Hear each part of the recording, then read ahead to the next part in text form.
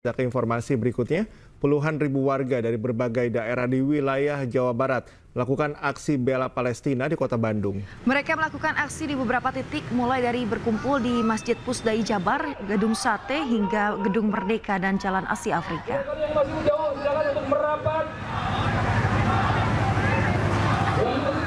Pemirsa, peserta aksi terlebih dahulu berkumpul di Masjid Pusdai Jabar untuk sholat subuh berjamaah yang selanjutnya bergeser ke Jalan Diponegoro Gedung Sate. Para peserta aksi berasal dari berbagai usia, mulai dari anak-anak, remaja, dewasa hingga lansia. Mereka membawa sejumlah atribut bendera Palestina serta beberapa unit mobil yang digunakan untuk memandu massa aksi. Para peserta di sepanjang aksi menyaksikan atau menyanyikan maksud kami lagu untuk membela Palestina dan juga beberapa di antaranya melakukan aksi teatrikal. Aparat kepolisian juga bertugas mengawal aksi bela Palestina kali ini.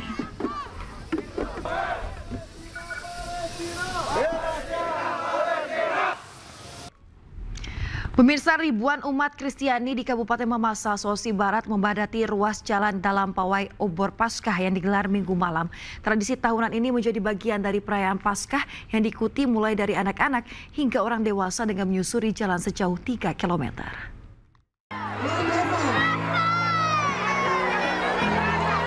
Beginilah kemeriahan pawai obor yang digelar ribuan umat Kristiani di Kabupaten Mamasa, Sulawesi Barat dari berbagai gereja. Kegiatan ini merupakan bagian dari rangkaian perayaan Paskah tahun 2025 yang telah menjadi tradisi tahunan. Pawai obor ini dimaknai sebagai simbol harapan dan semangat baru bagi warga Mamasa dalam menyambut Hari Paskah.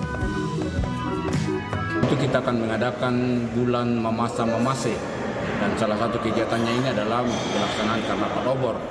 Harapan kita mudah-mudahan tahun depan akan dilaksanakan lagi, tetapi skalanya lebih besar.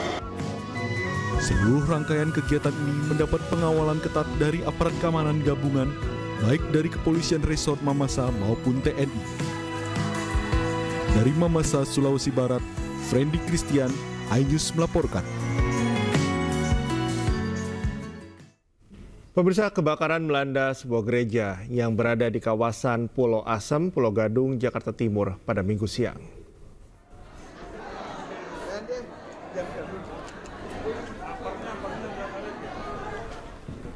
Kebakaran yang berada di lantai 2 gereja terjadi saat jemaat gereja sedang menjalankan ibadah Paskah. Sejumlah jemaat yang panik sempat berusaha memadamkan api dengan alat seadanya. Belum diketahui penyebab kebakaran ini, namun diduga akibat korsleting listrik. Kebakaran akhirnya berhasil dipadamkan dengan menurunkan 5 unit mobil pemadam kebakaran. Kejadian kebakaran memang sedang berlangsung, jamaat melaksanakan ibadah. Lagi sebenarnya ya. Itu posisi yang terbakar di lantai 2. Lantai 2. Ukuran 6x6 kurang lebih 36. Pemirsa, perayaan Misa Minggu Paskah sesi keempat yang diselenggarakan di Gereja Katedral berlangsung hikmat. Ratusan jemaat didominasi oleh lansia. Ibadah Misa Minggu Paskah sesi 4 dimulai pukul 18 waktu Indonesia Barat. Misa dipimpin langsung oleh Romo Makarius Maharsono Probo dan digelar secara online dan juga offline. Adapun Misa Paskah 2025 bertema kepedulian lebih kepada saudara yang lemah dan miskin, yakni berarti memberikan perhatian khusus kepada mereka yang paling membutuhkan. Misa ini juga merupakan puncak dari rangkaian Trihari Suci yang menjadi momen sakral bagi umat Katolik dan Kristen di seluruh dunia. Dibantu oleh Roh dan bangkit dalam terang kehidupan. Kami mohon Pemirsa, sebuah pesawat mendarat darurat di Pangandaran, Jawa Barat. Pesawat tersebut mendarat darurat setelah lepas landas sekitar 3 menit.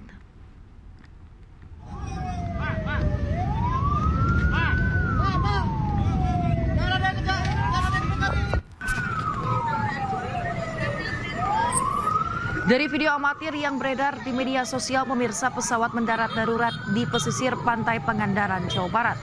Pesawat tersebut sebelumnya telah lepas landas selama 3 menit di acara Air Show 2025 yang digelar di Pangandaran.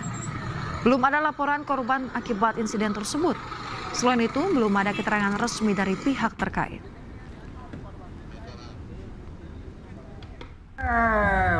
Tepuk tangan.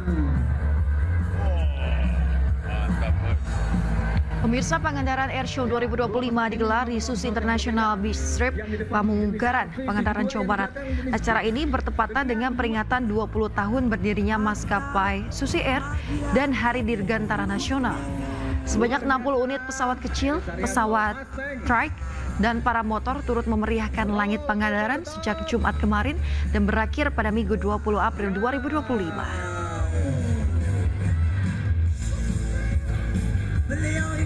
Luar biasa. Sayapnya ada 2 ya, supaya pesawat ini mudah. Pemirsa, pemerintah berencana akan menambah impor komoditas pangan dari Amerika Serikat. Penambahan impor pangan diklaim Menteri Perdagangan Budi Santoso tak mengganggu program swasembada pangan nasional.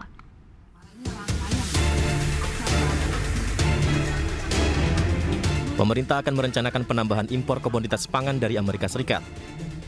Menteri Perdagangan Budi Santoso memastikan penambahan kuota impor komoditas pangan dari Amerika Serikat tidak akan mengganggu program swasembada pangan nasional. Menteri Perdagangan juga menjelaskan penambahan impor komoditas pangan sebagai bagian dari upaya negosiasi perdagangan dengan Amerika Serikat. Pemerintah Indonesia berencana meningkatkan impor sejumlah komoditas pangan seperti gandum, kacang kedelai, hingga susu kedelai. Langkah ini bertujuan untuk memenuhi kebutuhan konsumsi dalam negeri. Yang jelas, pemerintah telah mempersiapkan strategi sembari menunggu negosiasi yang lebih besar.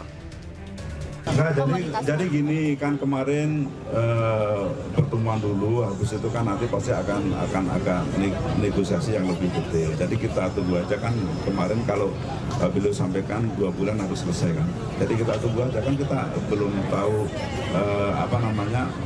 negosiasinya kan belum jalan ya. Tapi udah ada pembahasan soal komoditas apa aja Pak yang buat ditambah impor? Ya masih. Jadi kalau dari kita masih sudah mempersiapkan. Itu apa nih Pak? Mungkin saya belum ngomong dulu ya, sudah kami persiapkan semua termasuk strateginya seperti apa. Tapi nanti kan ketemu tim negosiasi kita dengan Amerika. Pemerintah Indonesia sendiri menargetkan peningkatan nilai impor dari Amerika Serikat sebesar 18 hingga 19 miliar dolar Amerika Serikat sebagai bagian dari strategi negosiasi dagang timbal balik dengan pemerintah Amerika Serikat. Dari Jakarta, Rani Sanjaya, iNews melaporkan.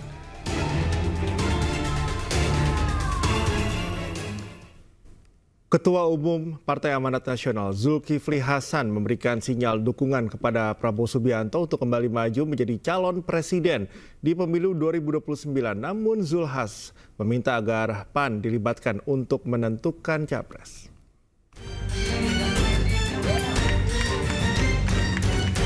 Partai Amanat Nasional menggelar halal bihalal di kantor DPP PAN Jakarta Selatan. Selain mengumumkan struktur kepengurusan DPP PAN 2024-2029, Ketua Umum PAN Zulkifli Hasan memberikan dukungannya kepada Ketua Umum Gerindra Prabowo Subianto untuk kembali maju sebagai capres di pemilu 2029. Namun Zulhas meminta agar PAN dilibatkan dalam penentuan calon wakil presiden. Zulhas juga meminta para kader satu komando agar PAN bisa menjadi 4 besar di pemilu 2029. Buat saya yang paling penting Partai Amanat Nasional jadi 4 besar. Itu yang penting. Ya. Itu sudah menjadi tekad saya, saudara. Dan tekad kita semuanya. Saya juga sampaikan kepada Pak Prabowo, yang penting buat saya Pak, partai saya besar. Itu yang paling penting. Kalau capres silakan, kalau wapres kita bicara. Partai Gerindra diketahui telah berkoalisi selama 15 tahun sebelum memenangkan Pilpres pada tahun 2024. Zulhas berharap koalisi ini bisa berlanjut hingga 2037 bahkan 2045.